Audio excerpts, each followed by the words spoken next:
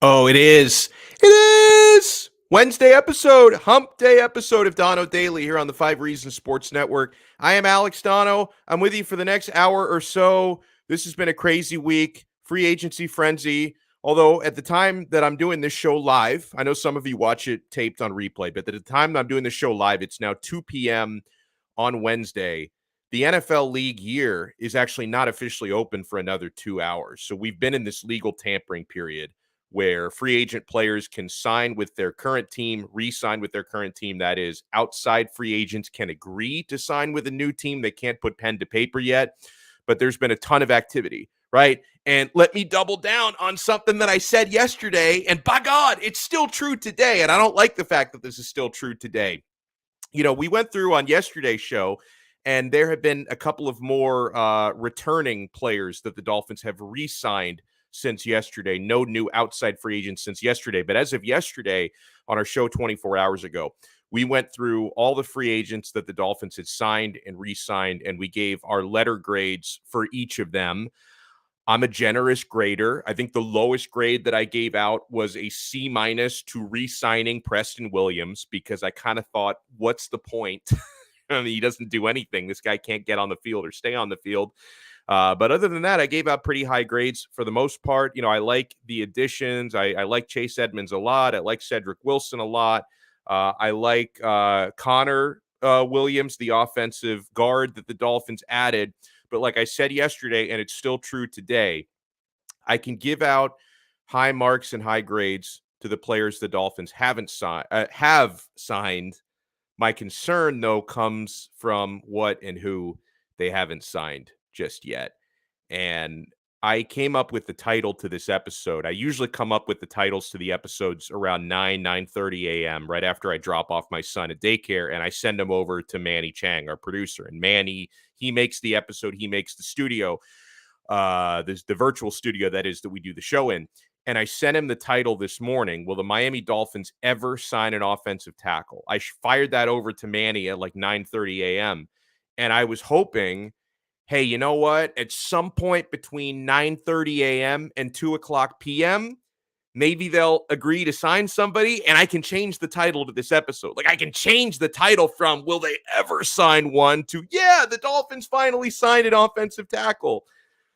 But here we are, man. We need more offensive line help still, because, again, the only move on the O-line that we've made to this point, and it's a good player. I like him. I rate him.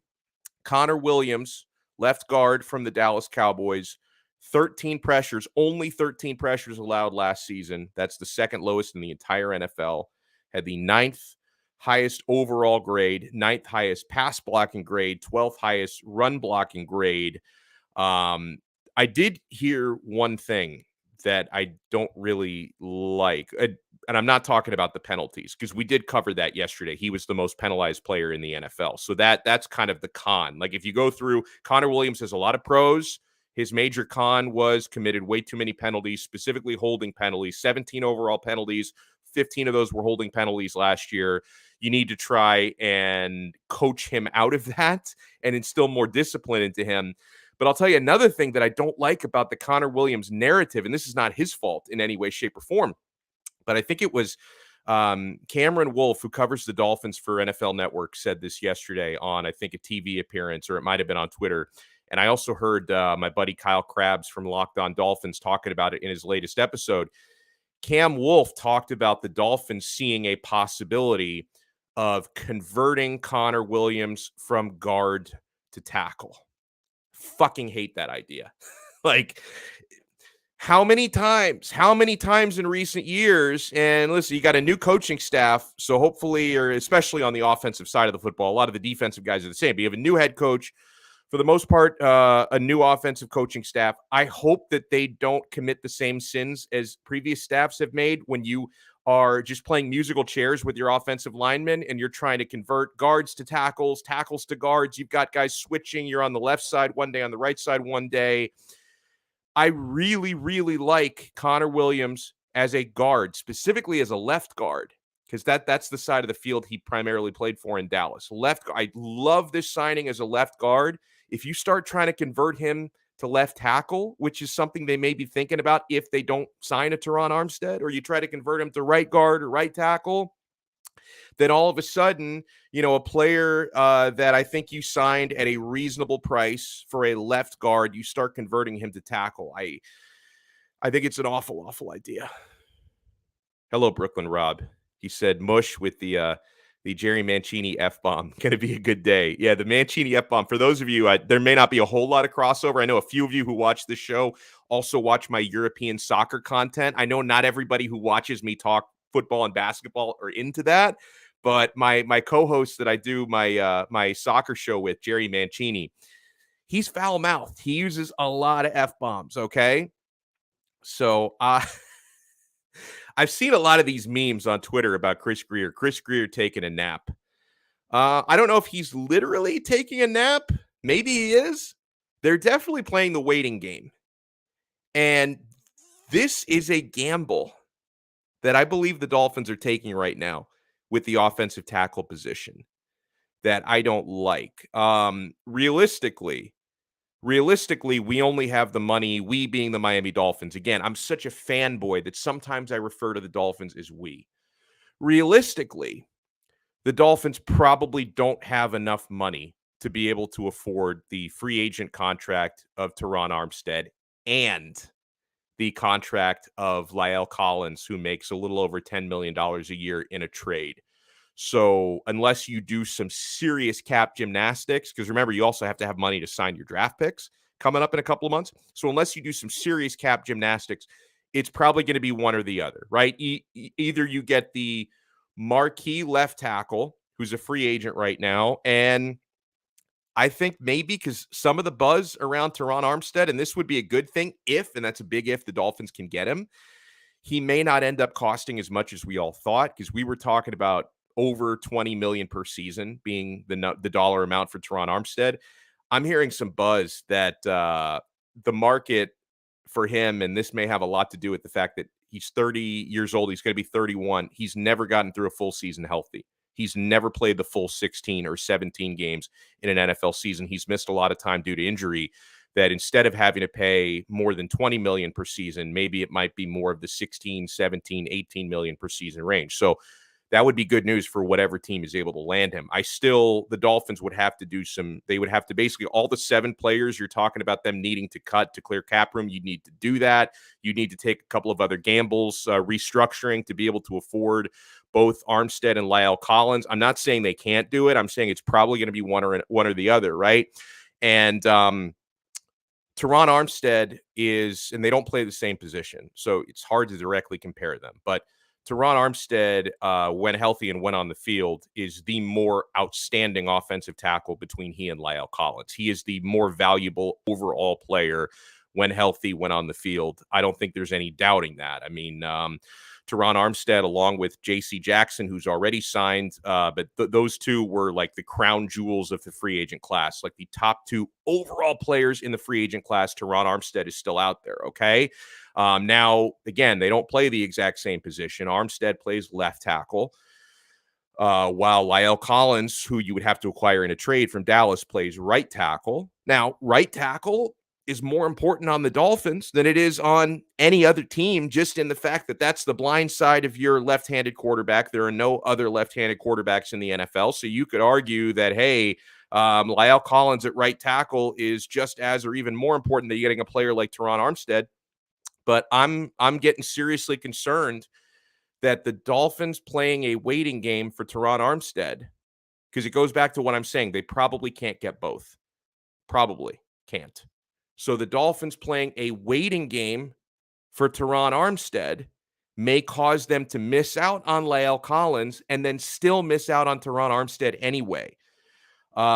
So Bobby Thompson, NFL reporter who covers both the Tampa Bay Buccaneers and the New England Patriots. Basically, he follows Tom Brady around wherever Brady plays, but he's a good reporter. He tweeted today, and he's actually quoting another report from Voice of the Star. But Bobby Thompson tweeted something this afternoon. It's got a lot of Dolphins fans talking, among other fan bases. He said, #Patriots. The Patriots have emerged as a strong candidate for Cowboys offensive tackle La'el Collins. So here's the worst case scenario. The Dolphins, like a lot of other teams, they're trying to call the Cowboys bluff, okay? The Cowboys, we know, have had to clear substantial cap room, right? It's why Dolphins have already signed 2 former Cowboys in this window, but it's why, they had to put Amari Cooper on the trade block, who they ultimately did trade to Cleveland, and it's why they put La'el Collins on the trade block. But a lot of teams are thinking, we're interested in these players, but we don't want to give up a draft pick for them.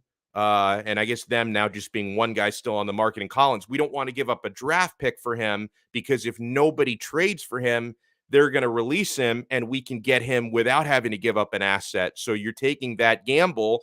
Now, we already saw in the case of Amari Cooper, for the teams that were just waiting to say, hey, they're going to release this guy, he's going to be a street free agent, never happened. They did end up trading him, okay?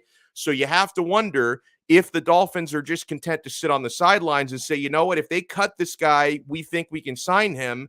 What if it doesn't reach that point? What if the Patriots, who are a division rival, by the way, that would really hurt if the Patriots swoop in and make that move. And the reason why the Dolphins are in no rush to make that move, it's not only the fact that they may feel for better or for worse that, hey, if we don't trade for him, they'll end up cutting him. But then also in probably not being able to afford both of the premier offensive tackles, the Dolphins may be waiting on Terron Armstead. So they say, you know what, if we've got a shot at Armstead, he's the BPA. He is the, not to mention left tackle, offensive tackle is a huge need for the Dolphins, both sides, right? But right now in the entire free agent class, Terron Armstead is the best player available. The Dolphins might be thinking, we have a shot. We need to wait till he makes up his mind, and we're not going to settle for another offensive tackle before we know what Terron Armstead wants to do.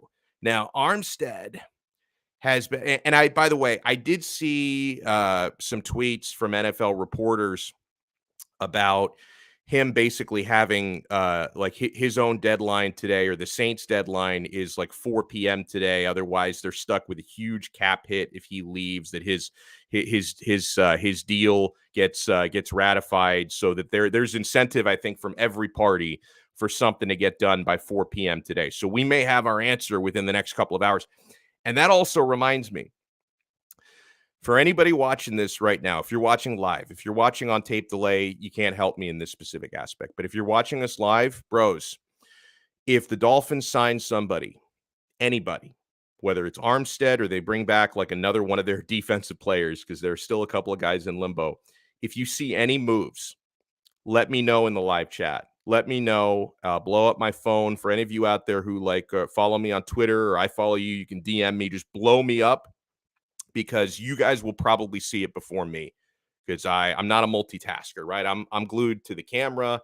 I'm watching the live chat, but I can't be on Twitter every single second seeing who the Dolphins signed. So, and by the way, don't fall for the fake Schefters again. I'm looking at your direction, Brooklyn Rob. Don't fall for any fakes. But if you see a legitimate, blue check mark report from the Schefters and the Ian Rappaports and anybody else who breaks NFL news out there, put it on the live chat. Let me know. Yeah. I don't mind if you sit a few plays out today. I don't mind it, Brooklyn Rob. He says, I'm not reporting anything. It cost me $20 last time. He got fined last time. So the Dolphins. So yeah, guys, just let me know if you see anything happen. And also, I want to remind you, and this doesn't matter. This part doesn't matter if you're watching live or you're watching on tape delay later. Smash the like button. If you're in here watching this video, even if you don't like it, just hit the like button anyway. Hit the like button, the thumbs up, and make sure you subscribe to our channel, 5 Reasons Sports, if you haven't subscribed already. Oh, man. And by the way, we talked maybe a little bit too much about Deshaun Watson yesterday. I'm not really planning on talking about Watson today, although he relates to Terron Armstead. So I'm going to have to talk a little bit about Deshaun Watson, because that's what Terron Armstead is waiting on, right? I mean, I mentioned earlier the possibility that maybe teams have decided, but it only takes one team to overbid, right? But maybe teams are deciding Terron Armstead, with his injury history, maybe he's not worth 20 million plus, maybe he's worth 16, 17 million a year. Whoever gets him, if they can get a savings of a few $1 million a season, that would be gigantic. But That's not the primary reason why he hasn't signed yet. The primary reason why Terron Armstead, there are plenty of suitors out there. He's waiting to see what happens with Deshaun Watson. Now, there's a handful of teams, not the Dolphins, but there's a handful of teams that are negotiating, or at least trying to negotiate, with both the Houston Texans, because that's the team you have to strike a deal with, but they also have to be chatting with Watson because he's got the no trade clause, right? So you have to be able to put together a compensation package that's satisfactory for Nick Caserio, the Texans GM, to say, okay, yeah, we're willing to make the deal at that price. But then you also have to have the agreement for the player, because the player in this case has a no trade clause. He has to waive it. He has to waive that clause to get moved anywhere. And there are a handful of teams that are very serious about doing this, including the Cleveland Browns, apparently. That's got Baker Mayfield a little upset. Baker Mayfield writes like an open letter to his fans. He now knows what it feels like to be Tua last year, right? I mean, Tua he brooded over it a little bit more. Like Tua was like Robert Pattinson Batman, like very brooding. He didn't really say anything in public, right? Whereas Baker Mayfield, he's a whole different type of cat. Like he's a lot more extroverted, expressive than Tua. So all of a sudden, Baker, who's had ups and downs in Cleveland, to be nice about it, he's got great talent. He just hasn't put it all together, unfortunately. Way too many INTs, way too inconsistent. So now he sees that his team may be considering making that Watson move that the Dolphins were considering making last year. And like Mayfield is melting down. Mayfield's writing letters to his fans, doesn't know what the future's going to hold. So we're going to see. We're going to see how that goes. But yeah, he's starting to know what it felt like to be Tua last year with all the uncertainty over his head. But yeah, I mean, Terron Armstead, he knows he's going to wind up somewhere, and he's going to be well paid by somebody, and he's one of the more respected offensive tackles in this league. But I think he wants to see what happens with the Saints and Watson, because the Saints, Panthers, Browns, among other teams, I mean, Indianapolis reported, I don't think they have a shot whatsoever. There's a handful of teams who want Watson. The Saints are one of them, and Armstead may say, you know what?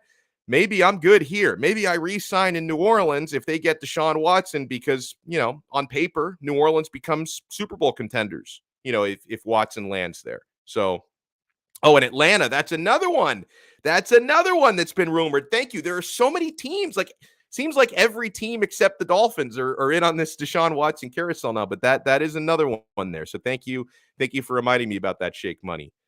Oh, man. Scott says, in the NFL, you should upgrade whenever you can. No, and totally. And honestly, Scott, I don't know if you watched yesterday's show and Monday's show. Like the main reason why, like, I don't really have interest in talking anything about Watson and the Dolphins today is, first thing, what's done is done. Right? It's not happening. They're not doing it. If they were going to make this move, you would hear about them being in for this move. That ship has sailed.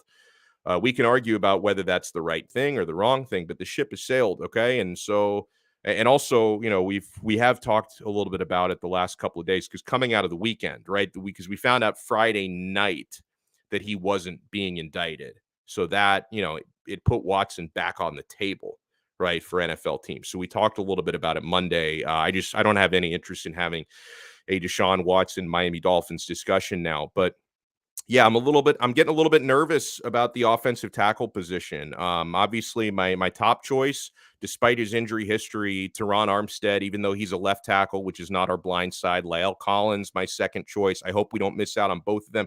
You also have Trent Brown out there from New England, who's still, at least I hope, because again, stuff is changing every couple of minutes. I think he's still available. He is still a free agent. That's another guy the Dolphins are considering. Here was an interesting quote. Trent Brown on the Schultz report. I saw Jordan Schultz tweet this out. He says to Trent Brown, I'm going into year 8. I would like to find a place I can call home for the next 8 years and just leave a legacy, he said, a winning legacy, and just kind of plant roots somewhere. I want to get somewhere I can win and build a lasting legacy. So that just might be cliches, because that's, it's kind of what every player wants, right? You don't want to get moved around and traded a lot. You want to find a place you can play for like a decade or close to a decade more in this case. and everybody wants to win. I wonder if that makes it sound like he is looking for more of a win now situation, like the Kansas City Chiefs. Does he want to go there? Something like that, because obviously there are certain teams out there who may be looking for right tackles who are, in a more of a win now situation than the Dolphins. Like, you can say the Dolphins roster rebuild is quote unquote over, but when you have this many needs in free agency, it's not, right? We got a very good guard, a very good running back, very good wide receiver, re-signed a bunch of our own guys, and most of these deals I'm totally fine with. Like the latest ones today, I saw Sheldrick Redwine re-signed, Sam Egwavon re-signed, and I think that those were the latest two from today that we did not cover yesterday. So just to recap, the guys that the Dolphins have re-signed on the defensive side of the football, like they're keeping the band together essentially on defense. They've re-signed Ogba, Roberts, Redwine, Duke Riley, Sam Egwavon, and I guess the guys who are still in play to potentially bring back are Brennan Scarlett. Barry Jackson says the Dolphins have spoken with him, and Justin Coleman. So they've re-signed most of the relatively prominent free agents on that side of the football. Ooh, okay. So Brooklyn Rob is coming at me with blue checkmark reports, and thank you. And okay, so this was a player that had the Dolphins not re-signed Emmanuel Ogbah, and I'm glad they did. This was a player the Dolphins could have gone for. Four-time Pro Bowl pass rusher Chandler Jones is finalizing a deal with the Las Vegas Raiders, per sources. That is from, thank you for noting that. That is from the blue checkmark account of Tom Pelissero. So it's not from an imposter. It's from the actual guy. Let me bring up something again. I tweeted this poll, and I don't know, like it's so. Oh wait, hold on. What is this? That's not. Oh, it's giving me some notification. All right, hold on. So you guys can see this, right? I just thought this would be a fun thing to put out there since the Dolphins signed Teddy Bridgewater, a couple days ago to be their backup quarterback. Teddy, he's a local kid, Miami Northwestern. He's well liked down here. He's making $6.5 million. That's a good chunk of change for a backup quarterback.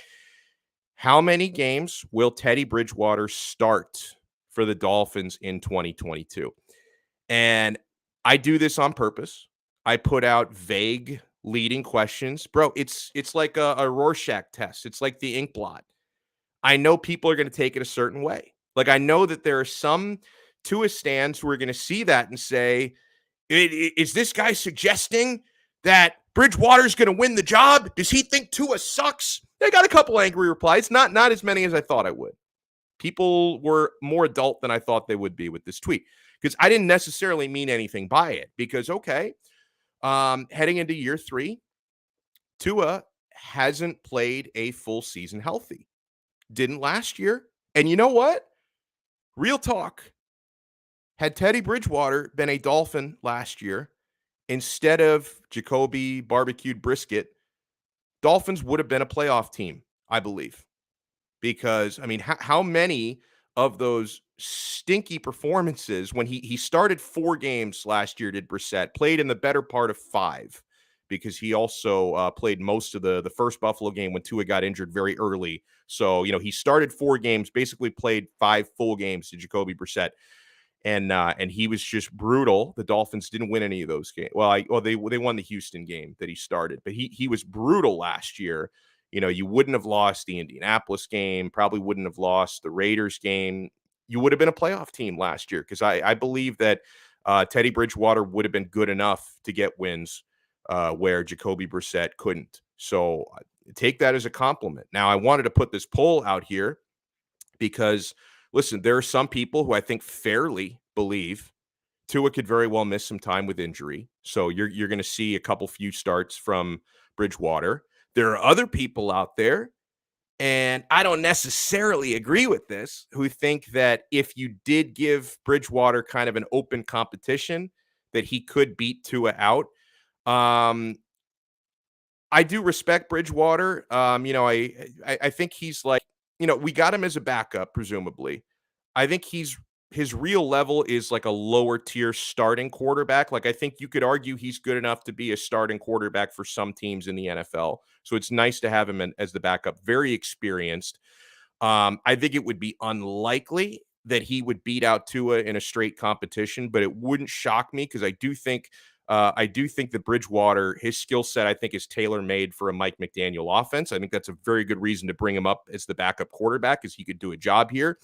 But I don't think he's not going to get a real competition. The Dolphins are not going into training camp thinking we've got an open competition for quarterback. No, you're going to go into training camp, for better or for worse, with Tua getting starters reps and Bridgewater getting backup reps. And it's not a competition unless he's injured. Tua Tagovailoa is going to be your week 1 starter. Now, I guess the other possibility could be if Tua does get injured, and I hope it doesn't happen. I'm not one of these asshole Tua haters who's like, oh, I hope something awful happens and Bridgewater gets a chance to play. But if something does happen to Tua, he's got to miss a start or two.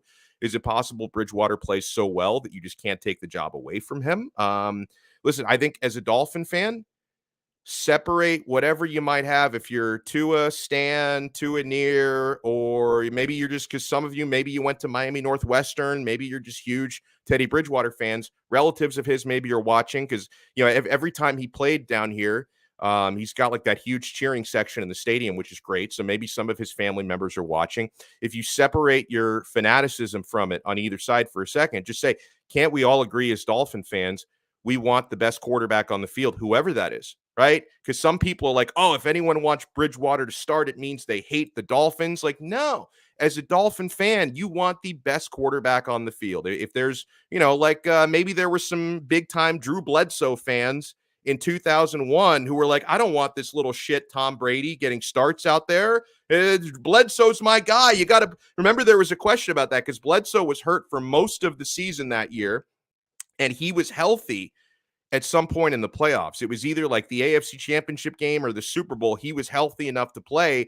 And some people like on PTI were like, wait, do you think Belichick's going to go back to Bledsoe? Like, no, you had to stick with Brady. That was the right thing to do. So there are circumstances that come up like that in the NFL. And so let me go over the results here real quick. So the question was, how many games will Teddy Bridgewater start for the Dolphins in 2022? The choices were 0, 1 to 2 starts, which I think is reasonable. If I could have voted on my own poll, I probably would have voted 1 to 2 starts, 3 to 4 starts, or more than 4. So if you voted more than 4, and that was the loser in the vote so far, the leader in the clubhouse is 1 to 2 starts at 40%.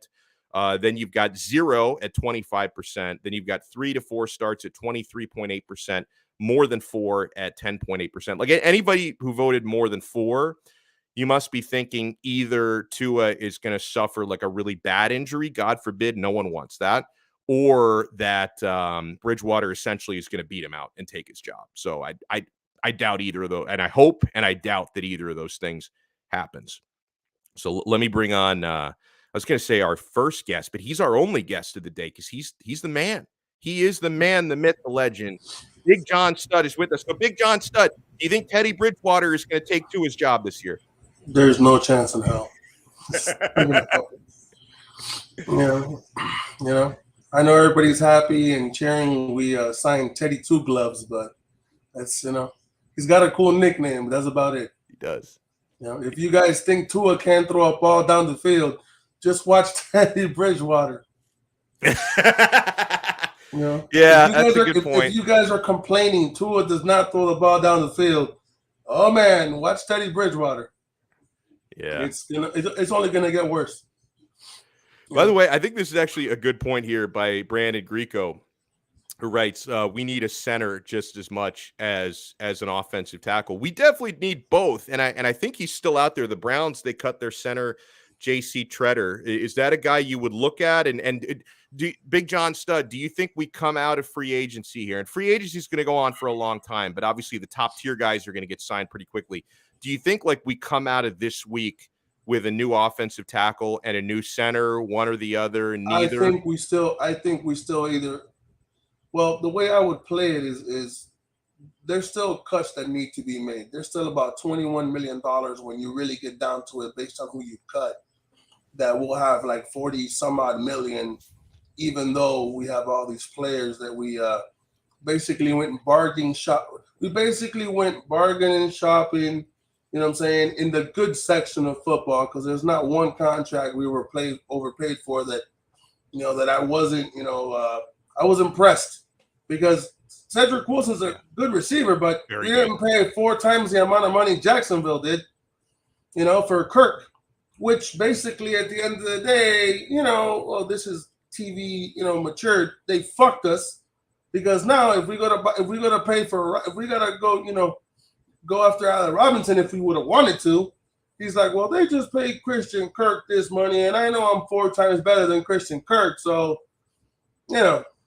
but I think we'll still end up.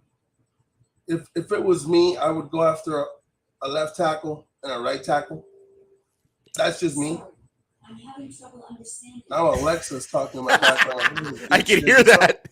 You see this shit? But Alexa's high maintenance, man. She's really. Although I think Siri is even higher maintenance because like sometimes like I got an Apple Watch, and sometimes I'm not even touching my watch, having a conversation with somebody, and then like Siri just like butts in. She's like, "I didn't quite catch that, Alexander. What were you asking?" I'm like, "Yeah, I didn't talk to you, Siri."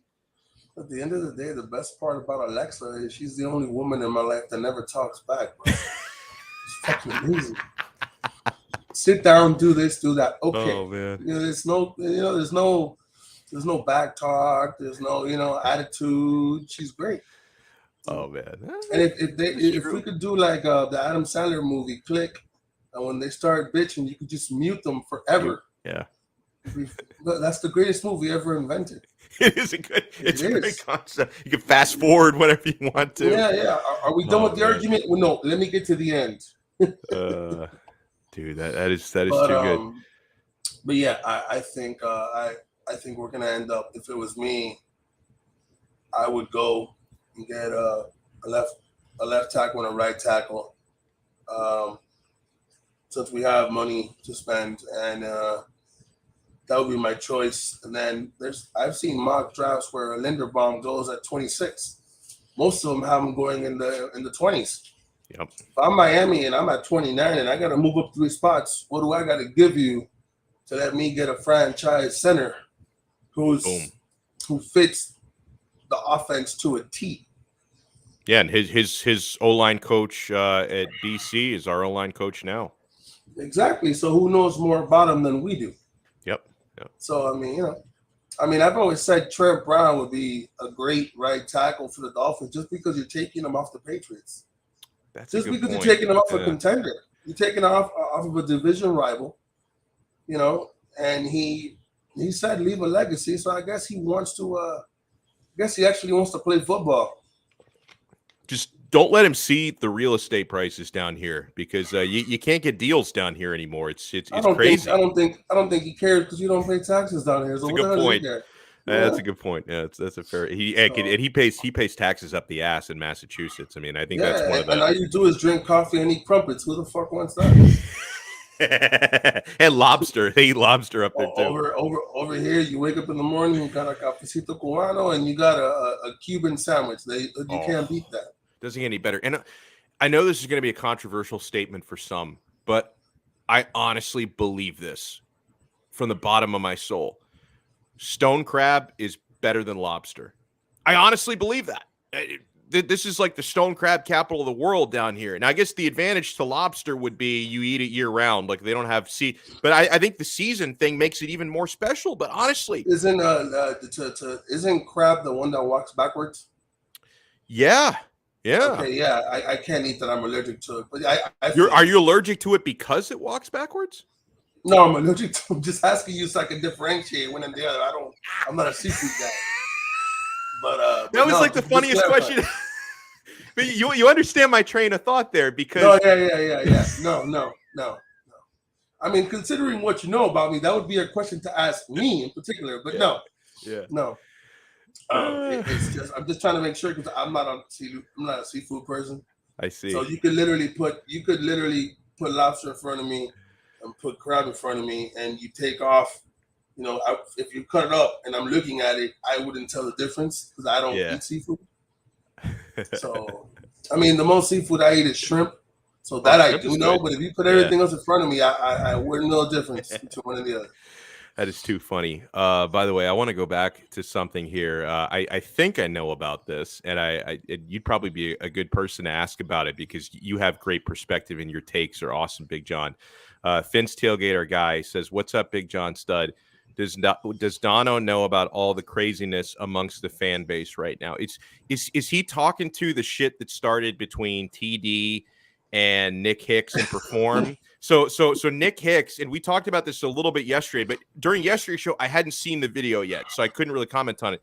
So, Hicks and the Perform Twitter account, they put out a ton of videos. And also, even though he doesn't like me, I like that dude because he knows how to push people's buttons.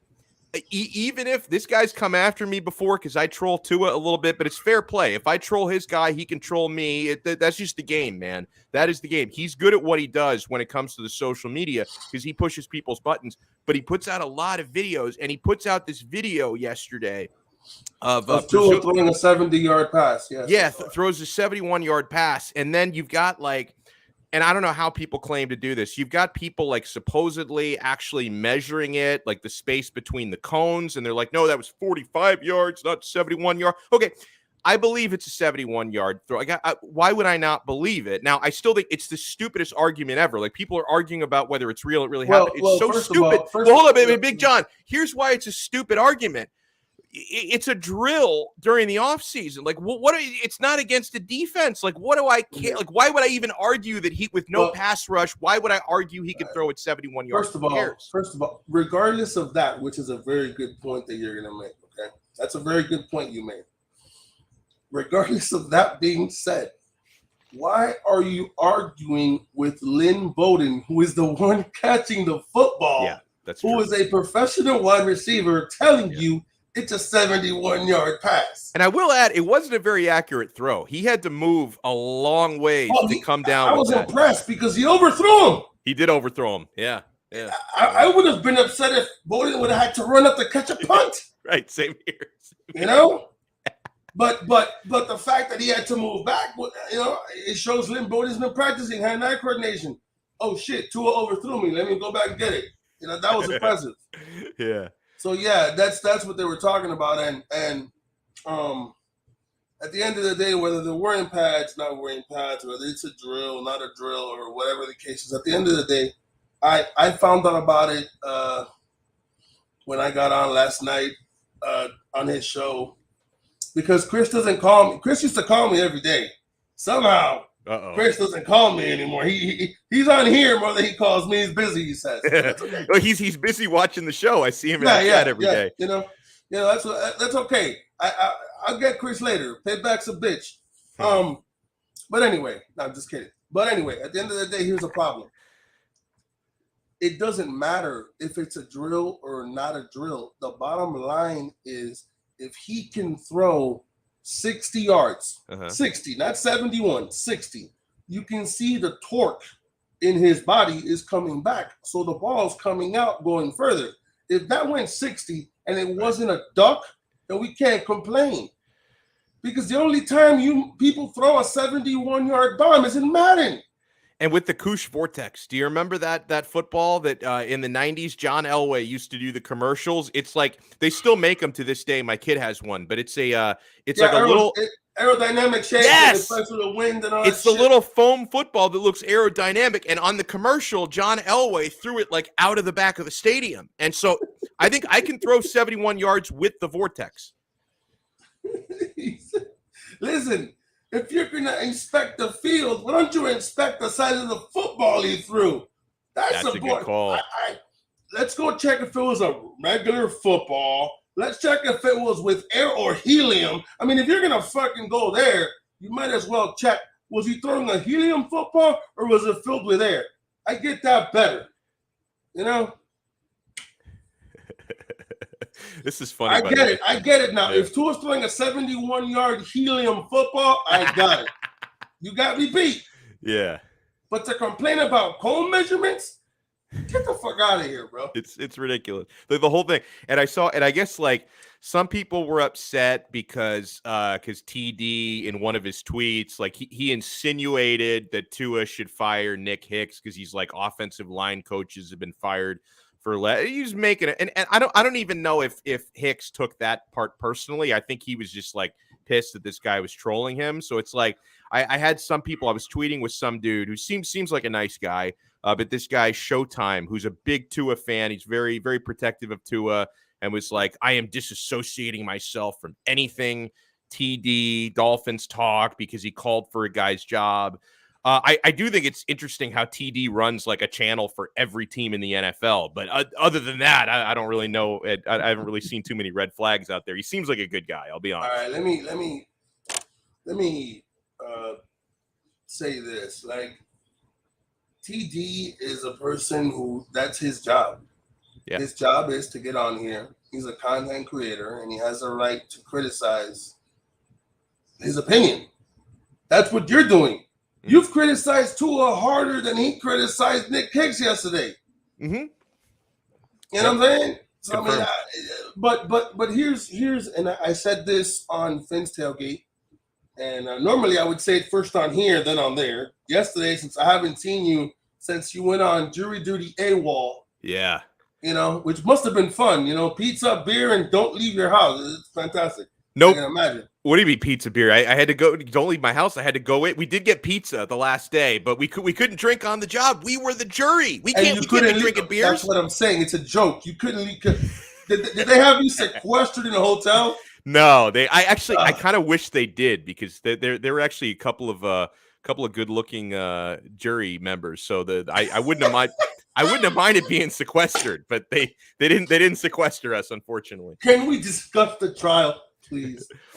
Yeah, I'll say I said something. I think it's okay once it's over. I think it's okay. I'm not going to use any names or anything or like law firms or the person. So it was a civil trial. So I didn't put anybody in prison or anything like that. Okay. But it was a woman who was 8 years ago, because the justice is not always swift. It takes a while to get, especially with COVID, pushing everything back. But 8 years ago, this woman was in a car accident. Not her fault. It was a work truck, an F-450, negligently hit her car, and it was so the defendant or the defense was the actual driver of the truck and the company that he worked for, and they admitted fault in the accident. They admitted the accident is our fault. But the problem was why we couldn't really rule in favor of this woman was she claimed that she had just a tremendous amount of pain for the last 8 years. She can't garden. She can't go to the beach. She can't enjoy her life. And she claimed that she needs like $500,000 worth of neck surgeries and back surgeries. But they actually had evidence of her MRIs and her CTs. And bro, her spine better than mine. And I've never been in a car accident like that. Like no herniations, nothing. And there was just a lot. And I can't get into everything because it is what it is. There was we sat through like 4 days of presentations on this, but no evidence of permanent injury, no evidence that she would even need surgery. So, she was asking for $2 million. And we awarded her with $50,000 to cover the past medical expenses and some future physical therapy. But they didn't really have a case, in my opinion, and in the opinion of the other 5 jurors. Okay. I mean, here's to get back on topic. I love your story, by the way. And usually hear that all the time. I mean, some guy will get into a car wreck and claim impotence for the next 20 years. Yeah. But you see like a prostitute list walking into his house. And all the children he's fathered. How are you impotent, but you just had 3 kids after you had the accident? How'd that happen? Exactly. Exactly. Was she artificially inseminated? Was it by mistake? Did she slip and fall on your dick? How did that happen? But no. Here's the problem with the whole Nick Hicks thing that I explained it last night, in my opinion, and I'm going to explain it now. I don't think his issue was specifically with TD or anybody who is trolling Tua. Okay. I think the guy has been on a warpath defending himself ever since Tua was tested 4 times in a month for PEDs that they were trying to get him suspended. And Brian Flores, by doing that, was claiming that Tua was doing illegal stuff, which means you're questioning his personal ethics. That makes sense. Yeah. And the guy's like, you know what? Fuck you, Flores. You, and you. You've been questioning me because until they questioned him and he was specifically talked about him, nobody knew who Nick Hick was. No idea. Yeah. We saw him one time on Reasons Channel talking about how he could help Tua, this, that, and the third. After they started questioning him, and now we know why Nick Hicks was putting stuff out there on Twitter, going after the Dolphins. Because if you remember during one of the Buffalo games, he was talking about how can Tua play surrounded by turds, and he literally had to, he had to untweet it. Yeah, I remember that. He had to, delete it. But at the end of the day, we didn't know. Well, I knew, but people, you knew, I knew, certain people knew, because I told you beforehand. The public didn't know. I was talking to you every Sunday. Are you seeing how it's playing out? You see, like even during the Atlanta game, when Tua is bringing the team back after he threw 2 interceptions, he cost us. Listen, Dan Marino has thrown 2 interceptions, come back and won the game, and everybody cheered Dan the man. Okay, so if Tua can throw 2 shitty interceptions, come back and give you the fucking lead with 2 minutes left, you should be able to play defense and not play zone and give the tight end 30 yards of no cushion and just turn around and catch the ball on 3rd and 10. We're not going to cover you, Pitts. I'm going to stand here. I'm going to stick my finger in my ass. I'm going to let you run by me. I am not going to touch you, okay? You're going to turn around 20 yards downfield, and I'm going to give you a first down. That's what we're going to do, which is what they did. You know what I'm saying? So at the end of the day, it's him on a warpath defending his credibility, and TD just happened to be the drop of water that shattered the glass.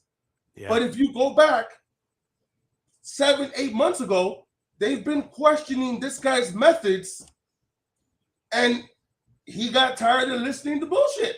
It's a hell of a point. That's a hell of a point. And let me add a couple things. And I did say this a little bit earlier. I don't get bothered by Hicks on Twitter. I actually think that he's good at marketing himself because, like you said, people know about his business who had no clue this guy even existed. Before you finish, not to cut you off because I wouldn't dare. Think about this. How many people on the entire fucking planet, especially in Miami, I'm sorry for cussing, today's not a good day. I've already this cussed. Whole thing has been festering. I've been listening to it. Everybody gives me, I even had a question last night. Can Tua take the Dolphins to the playoffs? And everybody on the panel, including Chris, was like, well, I'm not sure. I'm like, listen, Tua is going to take them and win a Super Bowl. You guys are all full of shit. I'm letting you all know. And I went off on everybody. So, and Color was like, that's how you defend Tua. If anybody's going to defend Tua and give you stats, Big John's going to show you how to do it. So copy it, paste it, and you're good to go. Amen. Now, at the end of the day, you've literally been shitting on this guy for 8 months. People have been literally shitting. And at the end of the day, figure this out. Everybody and their mom, not only you do it playfully. There are people who have been literally shitting on Tua since we drafted Tua. 5th overall. First of all, is it Tua's fault that 2 400-pound linemen landed awkwardly on his leg? No. Is it Tua's fault we drafted him 5th overall? No. Is it Tua's fault that our offensive line sucked and my daughter sacked Tua around Jesse Davis 16 times? No.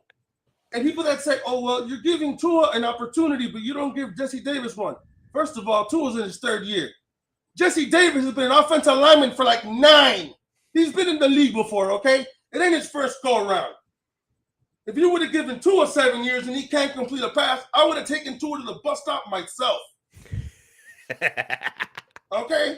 Jesse Davis can't fucking block to save his life. No. There's a difference. Because people are like, oh, well, why don't you give Austin Jackson a chance?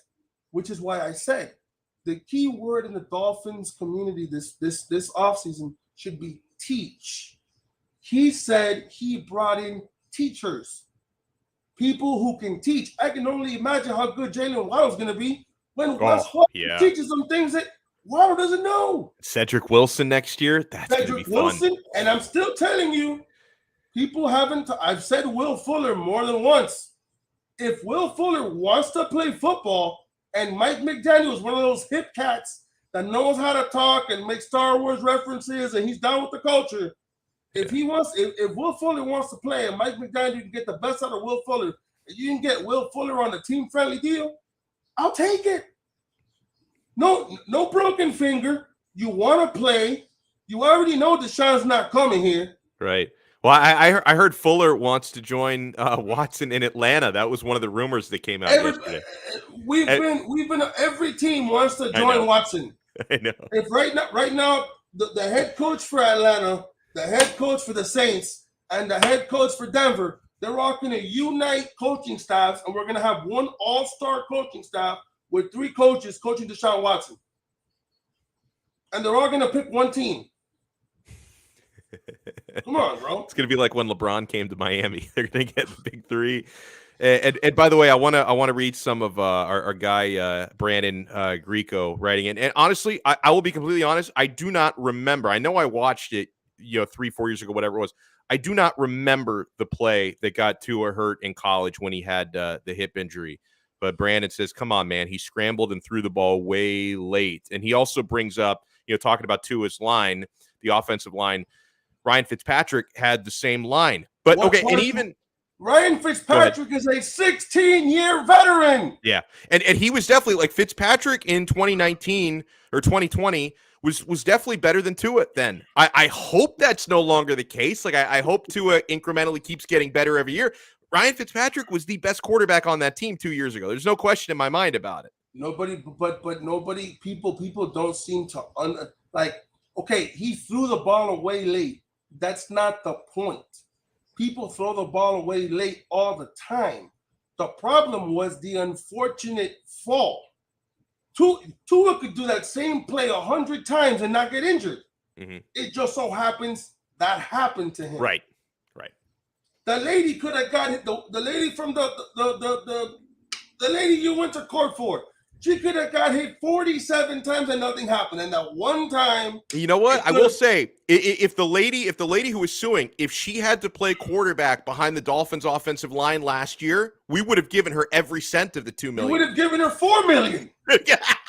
We would have said, "Wait, you're asking for $2 million? We're going to give you $4 million. You had to play behind Jesse Davis." It just so happens that it's life. Things happen. Yes, Tua threw the ball away late. But that's not the reason why he got injured. He got injured because 2 people fell on him. That he got injured. That's it. Because people like to say Tua's injury prone. Let me ask you a question.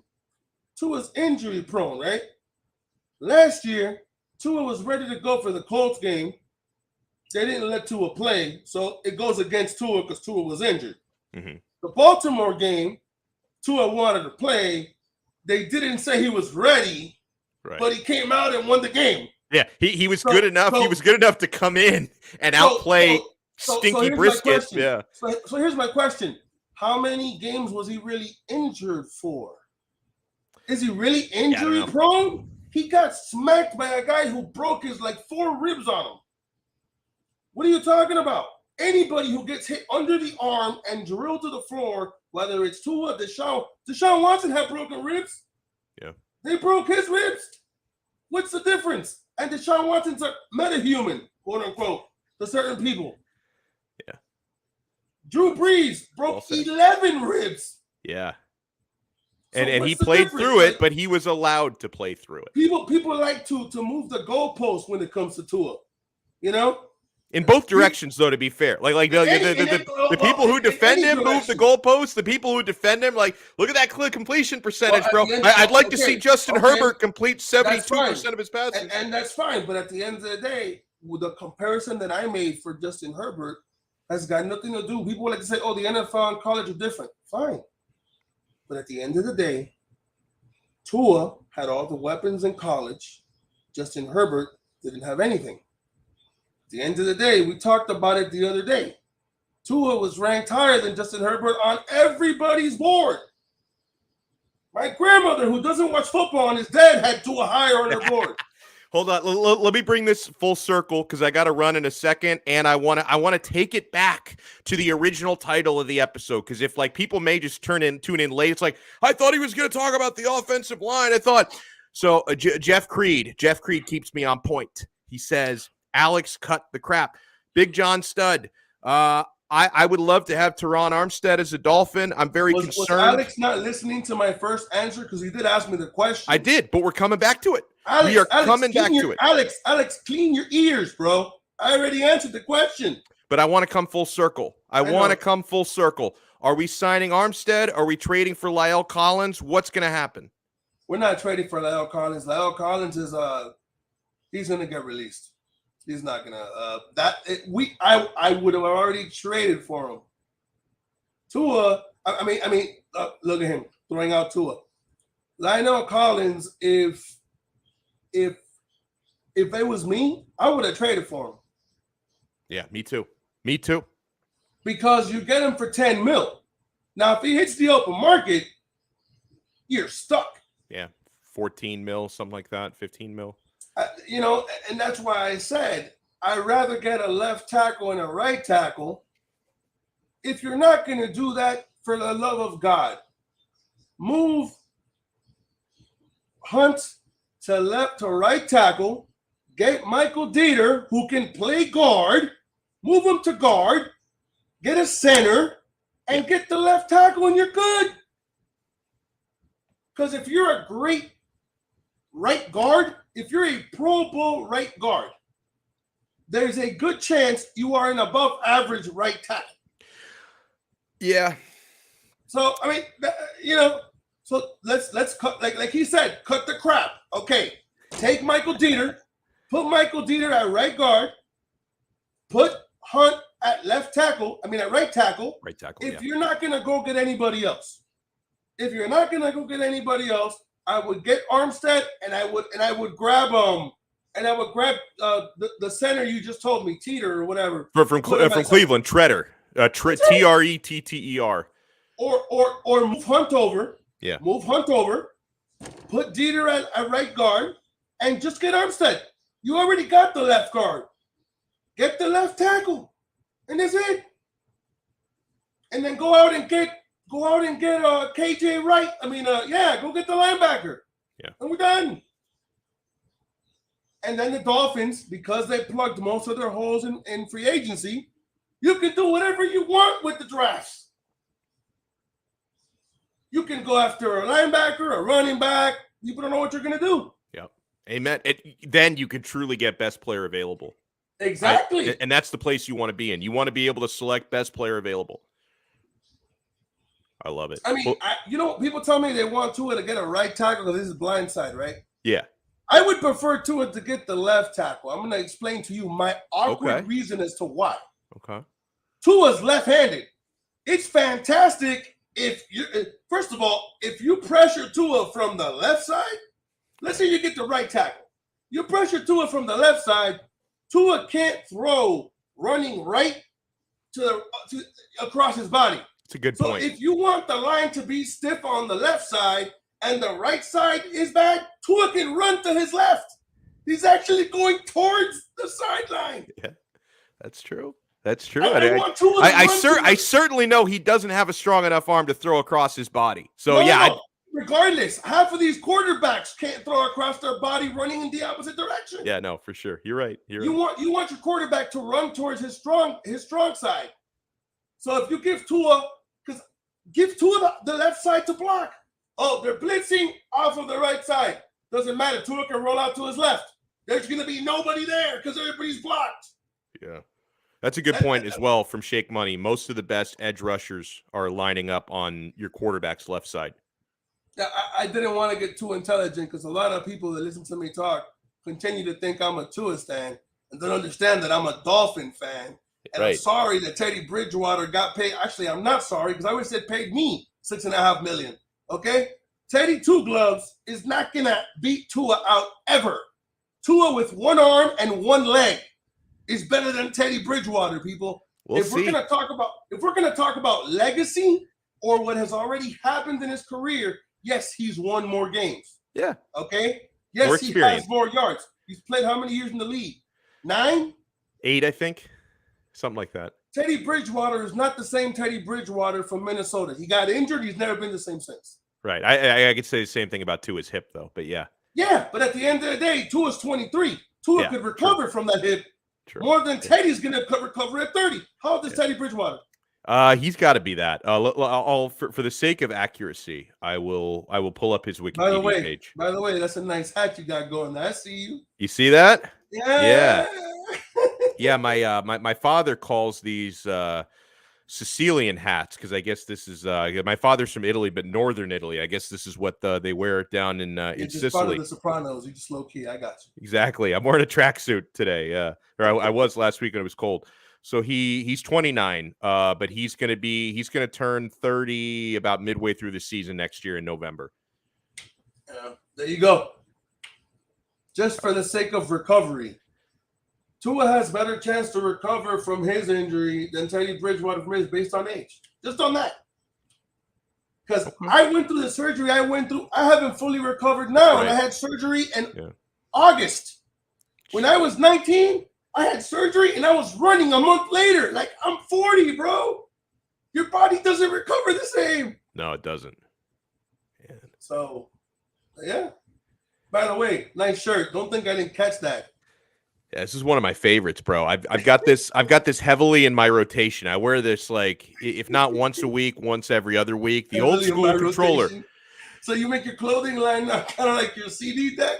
Yeah, absolutely. No, seriously. Like I have a because since I do video and obviously anybody who watches this on a regular basis, like I don't have style, and I'm not saying I do, but I still want to. Why do you diss yourself? That's messed up. I don't really consider that a diss. I saw you like 2 weeks ago wearing a nice blue collared shirt. Yeah. Okay. Fair enough. I mean, the day I see you go on there with the Gus Farad jersey, I'm turning it off. But other than that. No, but so I think what I'm saying is I only have like so many shirts that are like somewhat presentable over a video stream. And so there's probably like 8 or 9 total because most of my wardrobe is like free shit that I've gotten over the years. Like, covering sports, you get free t-shirts and stuff. They get all ratty after a while. So I've got like 8 or 9 shirts that I think either make like some kind of a statement, like the Nintendo controller, or like occasional polos and stuff I can wear. So I've got those in a rotation. You went to court? You didn't show up to court wearing a Nintendo shirt. I was dressed pretty nice for that. Like I didn't wear a tie or anything, but I wore button downs. I had 4 days in court. I had exactly 4 button downs to wear. If that trial had gone a 5th day, I would have been in deep trouble. You don't have any China neck shirts? Well, what is that? China? I don't know what that is. It's basically. Oh, I know what you're talking. Yeah. Yeah. I don't have any of those. Those. Oh, really? Oh, those look good. Yeah. No, I don't have any of those. I've got like Van Houston type, like button down shirts. I had like 4 of those, and I wore one of those every day to court. I was trying to look again because there are a couple of attracted jurors on there. They didn't notice me whatsoever, but I was trying to look good, and it is what it is, man. But I think to go back to the question, I think they should just go get. They should go get Armstead and go get You said they cut. Who was it they cut? Oh, Treader. It was the center from Cleveland. Go out and get him. Go out and get him, and go get Would you consider going out and getting Baker Mayfield to upgrade the quarterback position?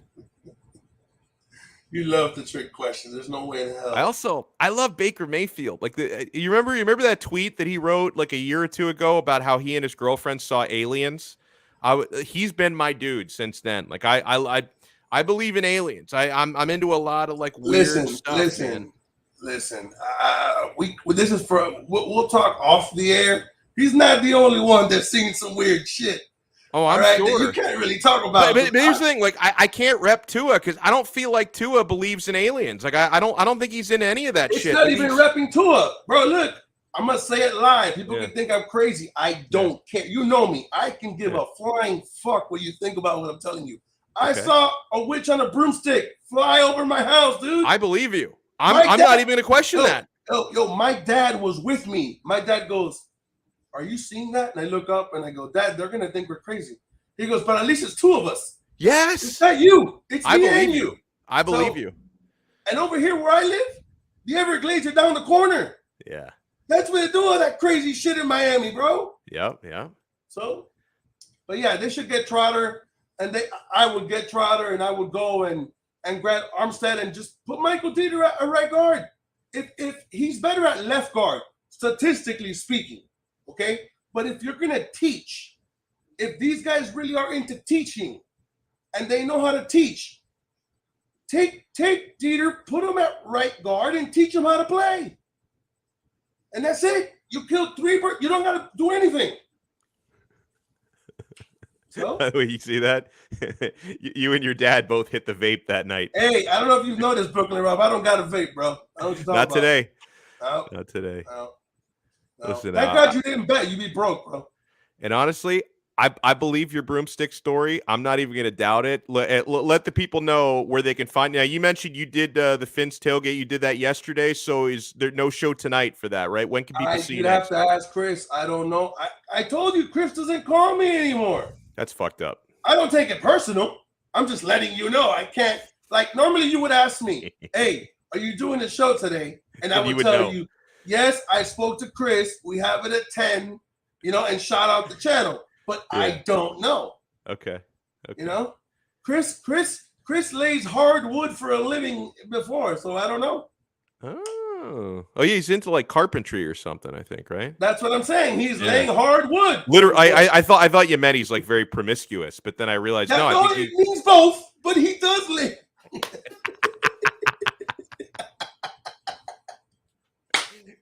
Oh man, I gotta funny. bother Chris somehow, man. too funny. But yeah, Oh, I don't man. know. I'm assuming he'll call me. My phone's right here. It's right next to me. So if it goes off, I'll send you a text. Hey, Chris said we have a show today. I don't know.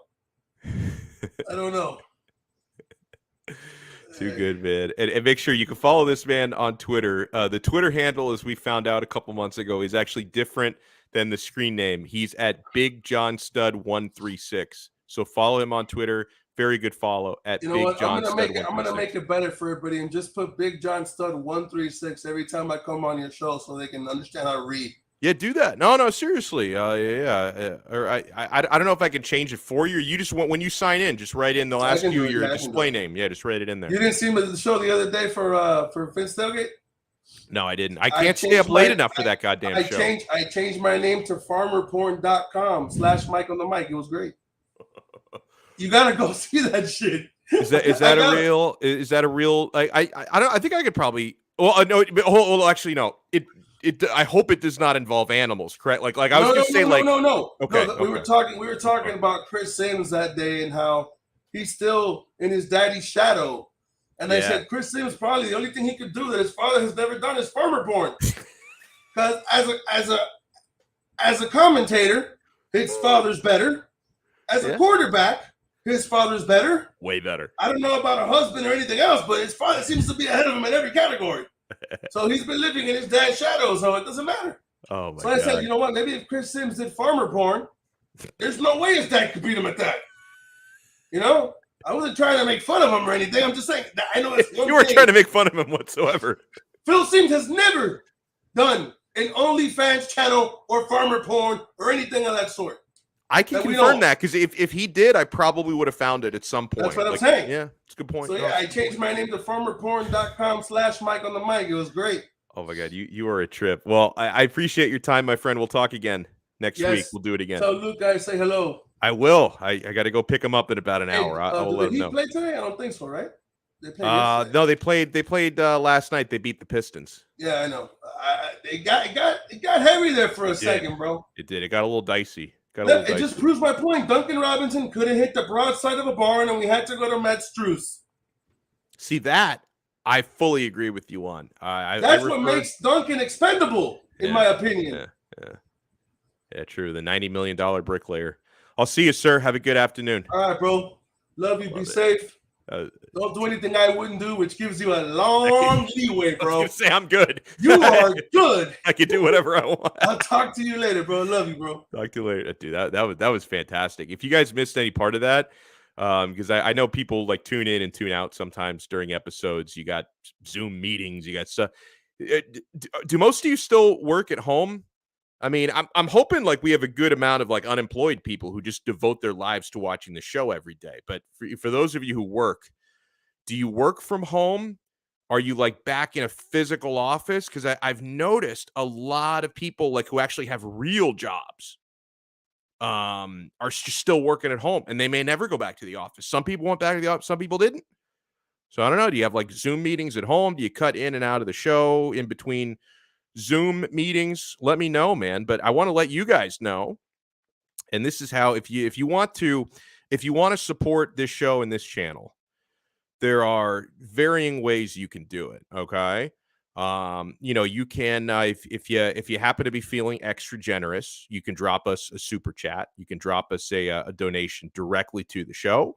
It's not mandatory, of course. Just if you're feeling giving, if you're in the spirit of giving, that is an option through the live chat. You could drop a super chat. You could do something completely free, which helps us, and that's hit the like button. Smash the like button. There's no cost for that. If you haven't already, subscribe to 5 Reasons Sports on YouTube. Make sure you subscribe to 5 Reasons Sports. And then the main way that you can help us is give our sponsors some love, my friends. The Quarterdeck Seafood Bar and Neighborhood Grill. Hop on down to the Quarterdeck tonight. Grab some dinner out there. Watch some sports out there. If you want to wait till Friday night, which is the next time the Heat play, that's fine. The Heat take on the Thunder at home on Friday. I'm telling you, the Quarterdeck Seafood Bar and Neighborhood Grill with locations all over Broward County. It is the best spot to watch a big game and a big fight. You can watch every UFC pay-per-view fight at the Quarterdeck for zero cover charge. You pay nothing at the door to watch a UFC pay-per-view. The food is delicious. Whether you're a seafood fan or you're not, there's something for you. I love the sushi. I love the buffalo shrimp. I love the burgers. The all-American burger is so fantastic. The baby back ribs are awesome. The sandwiches are great. The jerk chicken sandwich is one of my favorites. That's one of the newer menu items, and I absolutely love it. And the Quarterdeck is a great place to grab some drinks, guys. 2-for-1 happy hour all day, every day. The happy hour literally never ends at the Quarterdeck. The beer is always cold. So head on out to the Quarterdeck to watch the next game, the next big fight you want to watch. Quarterdeck Seafood Bar and Neighborhood Grill. If you want to check out their website, find the location nearest to you or peep that menu before you go. They have the full menu on the website, quarterdeckrestaurants.com. The Quarterdeck, come for the food, stay for the fun. And we have an official sports book on Donno Daily, betus.com. Guys, if you're a sports fan, I don't know why you would be watching me if you're not. If you're a sports fan, chances are you like to get a little action, you like to bet on some games, or if you haven't done that, it will broaden your horizons. And listen, only bet what you can afford to lose. Have fun with it. That's the right way to do it. BetUS.com. It's a live, full-service sports book. It is available in Florida. Those watching us in Florida, I know some of you are in Florida, some of you are not, but we're based in Florida. It is available in Florida, the full sports book. Guys, you can bet money lines, spreads, parlays, props. It's like being in Las Vegas, but it's right there on your mobile phone or on your computer, betus.com. And we have the best bonus in the industry. You sign up at the 3-decade leader, America's favorite sports book, betus.com, and you use our code. They're going to give you a 125% sign-up bonus. That is the best bonus in the industry. Our code is 5RSN125. You see it there on the screen. Write it down if you think that'll help you remember. 5RSN125. The 5RSN is for 5 reasons. The 125 is for the 125% bonus they're going to give you, man. So if you deposit, let's say a nice round number, $100, they're going to give you $125 on top of your $100 deposit in free play money. It is the best bonus in the betting industry. Not only can you bet NBA, NHL, college basketball tournament is coming up. You can bet on those games, live betting on all of it. They have a full casino right there on the website. If you want to play blackjack for real money and you don't feel like sitting down at a table, you can do it right from your freaking living room. It's great. You can bet as little as $1. Like it's, I go on there sometimes. I'm bored in the afternoon. I'll go on to BetUS and play some blackjack, table games, slot games. It's a lot of fun. Sign up with our code 5RSN125 and thank me later. You bet, you win. You get paid, betus.com. Oh, thank you so much, Shake Money.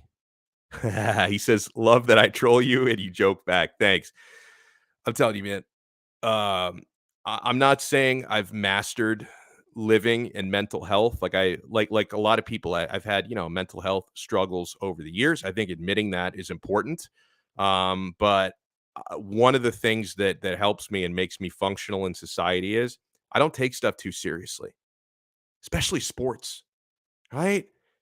I get into little arguments, fun only. Good. And Big John said it. He says, I troll Tua, but I do it in like a good natured way. I have a little fun. I don't take personal shots. And I'm rooting for Tua to succeed, by the way. I'm not rooting against the guy. I'm a Dolphin fan. If I'm a Dolphin fan, I guess I'm automatically a Tua fan, right? That comes with the territory. But yeah, man, I'll always, man, if people poke fun at me, troll me, I'm going to joke back. I'm going to troll you back. That's the name of the game. I don't take sports too seriously. Even though sports are kind of my life, I still don't take them too seriously. And I certainly don't take social media too seriously. Because also, 80% of the people that I argue with on social media don't use their real names or real pictures of themselves. So what do I really care what they think? I'm out there. I've got my legal Christian name is my Twitter handle, and I've got a photo of this handsome bastard right here. That's me on my. Well, actually, no, I don't even have a photo anymore. My Twitter handle is now an NFT cartoon version of me. But still, man, I don't hide from it. I'm right there. My real name, you know where to find me. So if I'm going to argue with some loser with a fake name and a fake picture, like, what do I care what they think, right? If somebody's angry at me and they've got some ridiculous avatar. Like, what do I give a shit, man? So don't take this stuff too seriously. Aquarius Armstrong says, "Can you see me? I can see you." So if you're wondering if the chat was working, the chat is working, and I think this is this. Can you talk to me for just a sec? Do you want to ask me out at a date or something? Is that what's going on? What's going on? Hey, Isaac. He says, new to the channel. What's up? What's up to you, Isaac? I always love it. This Aquarius person is really weird. My name is a quiz on snow. Can you see me? I don't know what's happening. Are you a spammer? Are you a spammer? Are you in love with me? Or are you just a genuine South Florida sports fan who found the channel? Ask yourself that question. But yeah, I didn't want to get sidetracked from Isaac. I'm always happy when people find us, right? Because sometimes people who have like heard me on AM radio over the years will find the channel like, oh, this ugly guy does video now. I can watch this every day. Fantastic. Or maybe you guys found 5 Reasons Sports. And I'm glad you subscribed, Isaac, because we give you so much content on this channel. I only give you like a little bit of the content on this channel. The Heat content is amazing. Our Panthers coverage is now incredible. Our combat sports coverage, which I do some of that. I do a show on Thursday nights with Frank Zaffrey and James Walker. Jonathan Ramlakan, who's a guest of ours sometimes. He does his own combat sports show, the 3-piece combo show, which is fantastic. Austin Robillard gives you soccer talk. It's too bad he covers Inter Miami, which is just what a sham. I'd love them to be good, but it's been kind of a train wreck of a franchise so far. But I love Austin. He does a great job, and he's a very, very knowledgeable soccer fan, and his coverage is unbelievable. Do you want to ask me out? Like the scene in the Miami Vice movie. I never saw the Miami Vice movie. I've watched some reruns because like when the show was actually happening, I was like too young to really watch it in the 80s. Like I was born in the 80s. I wasn't old enough to watch Miami Vice, but I did watch some of the reruns of the old show with Don Johnson. I never saw the movie. It didn't look that good with Colin Farrell. I don't know. It's just like I saw the trailer. I'm like, it's not really something I'd be interested in. So I cannot place the line that you mentioned there. I cannot place it. But yeah, let me go through some shout outs before we wrap it up. IMAX, thank you so much. Oh, wait, so you're telling me not only do I need to watch Miami Vice, I've got to watch the director's cut. Okay. I will give it a shot. I can enjoy lots of different types of movies, but I can be a snob. Like I'm the type, Shake Money, thank you so much. He says, please tell Ethan to cover the Dolphins again. I love the fact that he's very fair in his assessments. You're 1,000% right. Let me tell you a quick story This was years before I ever started working with or working for Ethan. This is like 6, 7, 8 years ago. I don't know how long ago it was. Do you guys remember? Like Ethan did a couple of different shows on 790, but one of his partners, another guy I also really respect, Israel Gutierrez. Like they briefly together, Ethan and Izzy did a show together, and I did a show on the other station at the time, and this was before, like, the stations are now owned by the same people. It's it's like one in the family now, but it didn't used to be that way. And like I remember, like on the way home, I was listening to Izzy and Ethan, and they had this just amazing Dolphins discussion. And I think this was during like the Joe Philbin years, so it wasn't good. Like what was actually happening on the field was not so good. And I just thought they had like this really rational, good chat. And it may have been Izzy that I texted, not Ethan, but I told him, like, hey, just so you know, man, I was listening and you guys do a great job. Very rarely do you actually find rational Dolphins talk, but I love, so I've been a fan of Ethan's Dolphin coverage since even before I worked with the guy. So I'm a huge fan. Cap for life. Shout out to you as well. Michael Bay movies are all the same. Miami Vice is Bad Boys basically, but with cooler hair. Yeah, and they're both set in Miami too, because Bad Boys is in Miami. It's like Michael Bay movies are not really my cup of tea. I'm more into the indie stuff, which I'm such a movie snob. A couple nights ago, I watched the movie Licorice Pizza. I thought it was delightful. I can see why it's nominated for Academy Awards. And a couple months ago, Licorice Pizza was in like select theaters. It's not a big blockbuster movie. It's a Paul Thomas Anderson movie. So it's like, very like overthinking indie type flick. It was in theaters though. And like my wife and I, we don't get out to the movie theaters much because we got a young kid and it's difficult. Okay. It's difficult to get out. And she was like, oh, we're going to the movies. I'm like, oh, can we see Licorice Pizza? And she looks at me. She's like, what do you fucking mean? Licorice Pizza? We're going to see Spider-Man No Way Home. And I'm like, really? I'd rather see Licorice Pizza. We saw Spider-Man. It was pretty good. But yeah, I wanted to see Licorice Pizza. And I watched it 2 nights ago. I thought it was better than Spider-Man. I did. How many Academy Awards is Spider-Man nominated for? Huh? I don't even know. I assume none, but I may be wrong about that. Shout out to David. When was the last time something on the field happens that was good for the Dolphins? In little spurts. They did miraculously make the playoffs in 2016. Jay Ajayi was really good for like half of that season. And yeah, before that, Wildcat 08. But you're right. Most of it's been bad. There's a good question, Shake Money, and I think the answer is no. He says, is Batman kid friendly? I mean, I guess you mean a young kid? Definitely not. Like if your kid is like under 10, 9, I wouldn't recommend it. Because like I remember I think I was like 8 when Batman Returns came out, and like I even thought, and I was 8 years old, I saw it in theaters. I'm like, okay, that was a little intense. And The Batman is like 100 times more intense than Batman Returns, which came out in like 92. So if your kid's like preteen, teenager, yeah. But if you say kid friendly, you probably mean young kid. I would say no. I would not say that. Oh, and yeah, I did. Thank you, Isaac. I had this name earlier written down to talk about. But a couple of hours before my show, he agreed to sign with the Ravens. Said I really wanted to sign Morgan Moses. He's another offensive tackle. He was definitely on my radar. But yeah, he signed with Baltimore. So I think maybe the Dolphins' strategy is just let all of the offensive tackles sign for other teams. And then maybe you move your guards to tackle. Which I hate. I hate the musical chairs offensive line. I don't know what the Dolphins are doing. Like it seems like they're just waiting on Trent Brown, but I'm worried because the Dolphins are not the only team interested in, or sorry, not Trent Brown. Well, Trent Brown maybe, but I meant Terron Armstead. Are they waiting on Terron Armstead? Trent Brown is another option, but are they? It seems like they're waiting for Terron Armstead to see what he does. But like, there's more than a half dozen teams interested in Terron Armstead. Like he's that good.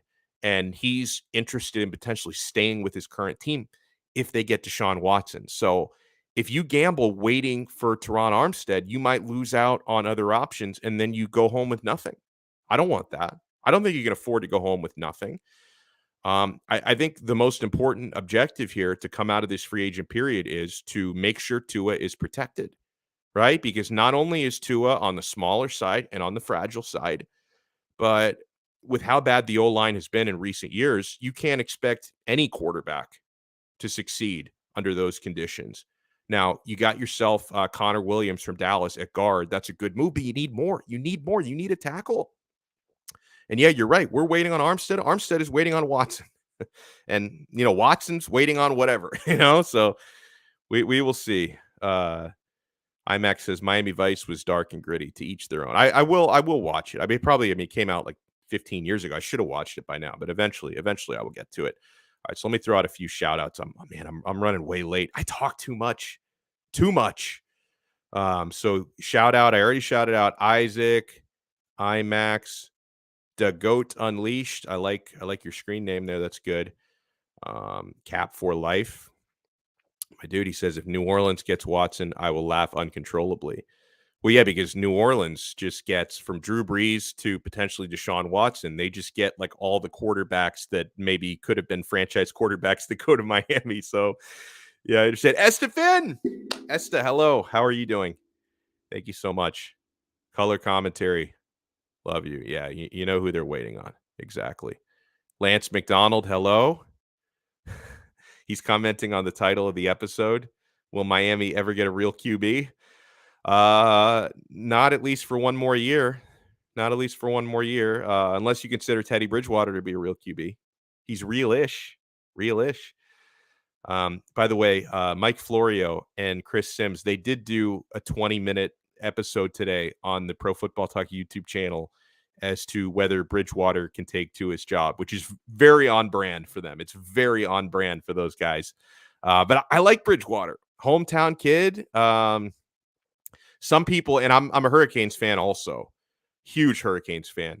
Some Hurricanes fans hate Bridgewater because he did the throat slash, when he scored on Miami, when Louisville just beat the snot out of Miami in a bowl game years ago that he played in. So some people don't like. I don't take that stuff personally. He was fired up about winning the game. Now when he was coming out of high school, he was supposed to go to Miami, but he decommitted when Randy Shannon got fired. I can't really blame him for not wanting to play for Al Golden, though, if I'm being honest. So it's water under the bridge for Teddy Bridgewater. I let that stuff go. I no longer hold a grudge against Teddy. I don't. JP on sports, hello. Yeah, he's probably right about the Batman. 10 and under, keep away. It's too intense. If I brought my 4-year-old, and 4 is very young, of course, but if I took my 4-year-old to see the Batman, I would need like 4 years of therapy, I think, just for him to recover from that experience. It's not for the youngins, man. It is not. Andrew, thank you so much. Spider-Man is up for one. Oh, it is. It's up for an Academy Award. What is it, like best, I don't know, cinematography or visual effects or something? I don't know. It's not up for best picture, though, is it? Like, I think Licorice Pizza, I think, is up for best picture. Maybe. I don't even know. I don't care about the Oscars. I used to actually watch them, like the award show. I don't even know if they still do a live show. Do they just give out the awards? I don't even care. Let's see who else is in here. I try to shout out everybody. I miss some people every day. Thanks. Yeah, we had a couple super chats today, which is awesome. Shake Money, thank you so much. Appreciate it. Brooklyn Rob. Aquarius is the guy that Big John Stud saw on the broom. Aquarius Armstrong. Well, thank you. Aquarius, thank you so much for. I feel like we probably bullied Aquarius. He'll never watch us again. But thank you for being here. I don't know what your story is, but thank you for being here, Aquarius. We appreciate you. Let's see who else. Thank you again. I feel like I've been mean to Aquarius. Aquarius, I love you, and thank you so much for subscribing. By the way. We hope to see you here again. Usually everyone in the chat is really nice to each other, and I think that everyone in the chat was nice to you. I wasn't very nice to you, and that's on me. I didn't know where you came from. I'm sorry. Color commentary, thank you so much. Tony 2 times, thank you so much. The human animal needs sports. We need to decompress and scream for our tribes, or else we just all kill each other. You're probably not wrong about that. Because every culture has sports, right? And this is not just, I mean, now every culture, we all watch the same games televised, but even like hundreds of years ago, every culture had some form of sport, right? I mean, even when it was like tribal, ancient times, you had sports. So he's not wrong about that. David, thank you so much. Nano Joe, sports are just bread and circuses. Modern day Rome. Yes. It's like the modern day Coliseum with slightly fewer deaths is basically what it is. A lot of injuries, but not as many deaths as they had in the old days. Let's see. Indeed. So Frank Vetrano got traded? Wow. So that's something the Panthers did today. Maybe tomorrow. Maybe I think I'm doing a show tomorrow. There might be like an issue with childcare where there's like probably like a 10% chance I won't have a show, but no, I may just have to have my kid like in here while I'm doing the show. I don't know, but I'm going to try to have a show tomorrow. And if we do, assuming we have a show tomorrow, maybe I'll bring on either David Dwork or Alex Baumgartner to talk little Panthers. Although I know Brooklyn Rob does not want me to do that because if I talk about the Panthers, I'm probably going to mush them. So I apologize in advance, but we might have to. Martina, thank you so much for tuning in. And the answer is still no to that question. They have not, unless I missed something. But as I say to you guys every day, if you see the Dolphins sign somebody, let us know in the chat because you'll probably see it before I do. Because Manny's not here today. I'm running this whole thing, running the whole shindig by myself, and so I can only focus on what's literally directly in front of me, and that's the camera and you guys' comments and my own face because I see myself in the monitor. Ray Grullon, thank you so much for tuning in. Jeff Creed, thank you so much for tuning in. Barry, thank you so much. We appreciate you. Let's see. Finn's Tailgate, I may have already shouted him out. Caleb, thank you so much for tuning in. Gonna throw a few more, and then I really got to run. Really got to. I always like set a time for myself. Like if I start at 2, I got to be wrapping up by like 3:10, and it's 3:30. I don't know where the time goes. Time just flies when you're having fun. I mean, you're talking sports. Time goes by really fast. Like if I was talking about like Ukraine or something, an hour and a half would feel like 6 hours because I don't like talking about wars. It's painful and upsetting to me. But talking about sports, it's like a vacation. Skyman, thank you for tuning in. I appreciate you. A couple more. Andrew Harris, thank you so much. Instead of fins up fins. I like it. J Mill 845, thank you. Is it possible, talking about Tua, that the man lost some velocity after such a tragic hip injury? Absolutely, absolutely. I think he definitely did. The question is, and this question is yet to be answered, how much of that do you get back in recovery from the injury? So I think there's no question. I mean, a hip, because the hip that affects your entire throwing motion. Like we all know, throwing a football is not just an arm movement; it's an entire body movement. And if you've got a hip issue, shoulder issue, leg issues, arm issues, obviously hand problem, all of that affects the throwing motion. So it's very possible. I'm not a doctor. I am more qualified than some doctors, though, in areas of medicine. So I will say that it's definitely possible. Brandon, thank you so much for tuning in. We appreciate you. Let's see. Man, the chat was lit today. I appreciate you guys. I really do. Because there are some days where it only takes me like a couple of minutes to scroll all the way down. Like today, it's taken me forever. Big Dan 305, one of our chronics. Teddy, not that good. No, he's good. He's not that good, but he's good and he's experienced. Great backup. Like I love having Teddy Bridgewater as a backup. Tony 2 times, thank you. MM. And yeah, he saw this before I did. Chandler Jones to the Raiders. Zachary B, thank you so much. Hopefully, John. That's a great point. Every time John Jones goes to Vegas, he gets arrested. That's a damn good point. And yeah, there is really Chandler Jones is the younger brother of John Bones Jones, the former UFC champ who gets in trouble all the time, and he gets in trouble all the time in Vegas. So I hope you're right. I hope he does not go to visit his brother. Scott, I love you. He's not a big Tua fan, and fair. Wilfred, thank you so much for tuning in. Why can't we get a decent tackle to protect Tua. I don't know. It's like they don't want to. It's like, what do they want to not sign a tackle? So then if Tua isn't good next year, you could say, well, how could he be good without tackles? But then why didn't you sign a tackle? It's very frustrating. It's like a chicken before the egg type of thing. All right. Lazaro, thank you so much. I was about to call him Lazaro, but then I'm like, that's not the way you pronounce that. Lazaro. Thank you so much for tuning in. And I think that might be it. If I missed anybody, I apologize. If you guys haven't done so yet, on the way out, smash the like button, hit the thumbs up, and make sure you subscribe to 5 Reasons Sports on YouTube. And make sure you support our sponsors, Quarterdeck Seafood Bar and Neighborhood Grill, betus.com with our code 5RSN125. And make sure you support our fantasy sports provider, Prize Picks, with our code 5. That's FIVE. I will talk to you guys again next time on another episode of Donno Daily on the 5 Reasons Sports Network. See ya.